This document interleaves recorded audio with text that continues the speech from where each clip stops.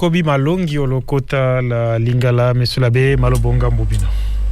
Merci ndeko Maxime poya maloba opesi biso bandeko balandi ba radio boboto bomokonzi bozala na bino. Tokoko ba malongi mai to bandaki na sango Roger lobilo leki to pesi mbote sika zali kolanda biso malongi mai matali profeta kozala profeta nde nani.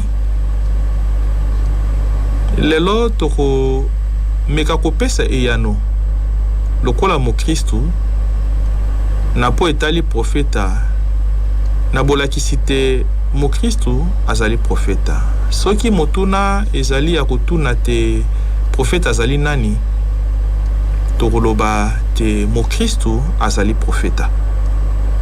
Po ya biso ba Kristu ba ebanso bakuli batisimo bazali ba profeta. Mo Kristu azali profeta. Kasi ki profeta ya mo Kristu ezali lolenge kani. Profeta azali moto oyo akoloba nkombo ya Nzambe. Akopesa maloba manzambe, maloba mayete kasi maloba oyo azwi na Nzambe yango akoyebisa yango na bato. Azali lokola porte-parole to pe avocat koloba okombo ya Nzambe, okombo ya yete kasi okombo ya Nzambe. Bongo biso ba Kristo tolobi Yesu Kristu nde profeta penza ya solo. Na botali na lolenge akokisi etinda ya tata waye tokoloba te Yesu Kristu nde profeta. Azali profeta monene penza.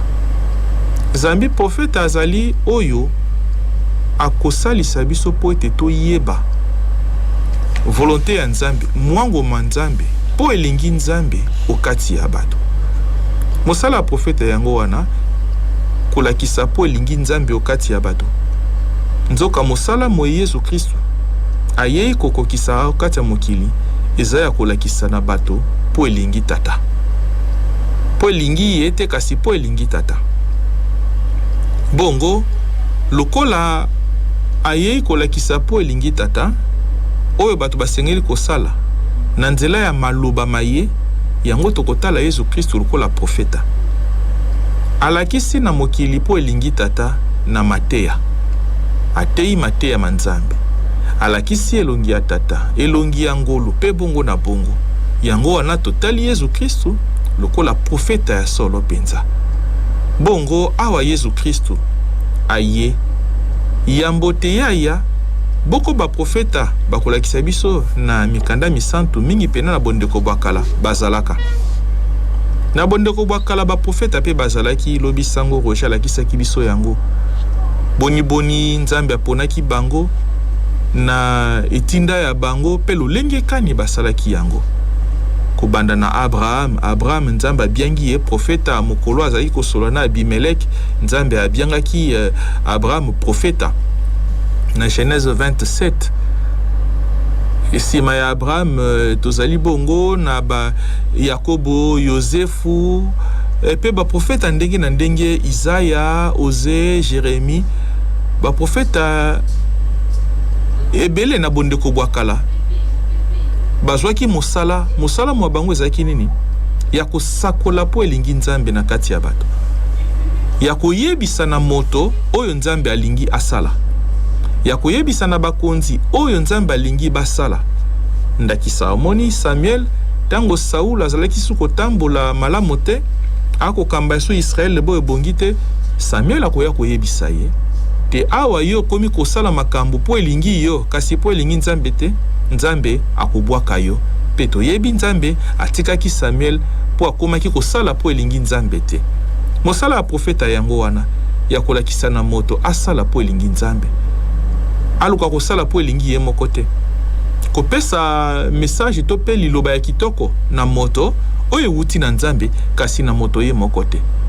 Ba profeta ya kala ya bondeko bwakala balekaki wana kino na Jean-Baptiste profete ya suka na bondeko ya sika yende aye penza kolakisa polele Yesu Kristu.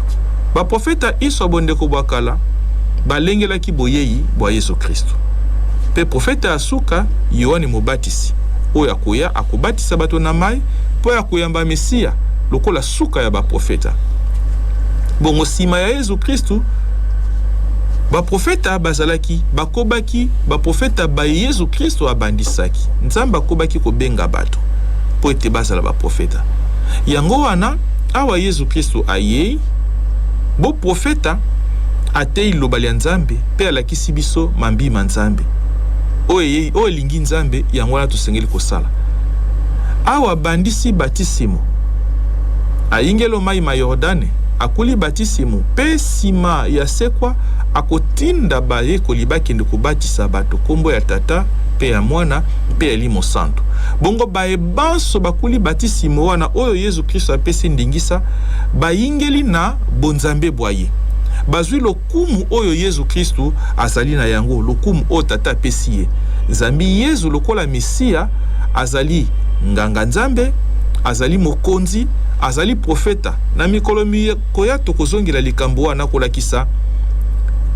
bonganga Nzambe ya Yesu Kristo bokonzi bwa Yesu Kristo pe bo profeta ya Yesu Kristo tatanda pesi ye lokumu wana bonganga Nzambe mokonzi pe profeta yango wana bayebanso bayambi Yesu Kristo pe bakuli batisimo bakomi lokola ye na lifalansa tolobi configuré basangani na ye bakomi pe bakonzi banganga Nzambe pe ba profeta yango kotinda biso lobate mo Kristo azali profeta Zambi akuli batisimo sika akosalela ki profeta yelo lengekani na botali o Yesu Kristo asalaki ye azali profeta ya solo alakisi mwango mwatata akokisi po elingi tata apesi bato mateya alakisi bato nzela ya Nzambe yango na biso pe lokola tosangani na ye na nzela ya batisimo tokomi ba profeta mosala ya mo Kristo ezali kosakola po elingi Nzambe mosala ya mo Kristo ezali kosakola boyambi bwa ye awa kosakola boyambi bwa ye akomi pesa okati ya mokili po ya kobongisa mokili Yesu Kristo ayaki kosala yango na Luc chapitre 4 verset 16 tanga kopesa programme ya ye akoloba nini ya kosala okati ya mokili kokangola baye bazali na boloko kobikisa bato babokono kosakola te mobumu mokonzi akoyoka ngulu lokola profeta tala kosakola te mobumu mokonzi akoyoka ngulu alors biso baye tokomi pe ba Kristo na batisimo mosala mwa biso pe yango wana ya kokangola baye bakangemi ya kobikisa baye bazali malade ya kosalisa mokili po ete mobonga talatina ya profeta yango wana to pe mosala mo Kristo yango wana ezali ya kobebisa mokili te kasi ya kobongisa mokili lokola Yesu Kristo aya kobongisa mokili o mobibaki na lisumu tala na bokuse maito sengeli koyeba ato kolobate mo Kristo azali profeta ki bo profeta boye bouti na batisimo asangani na Yesu Kristo o azali nganga Nzambe mokonzi pe profeta lokola ye abikisi mokili na bongisa mokili ato kosakola boyambi bwa biso ona Kristo. Merci.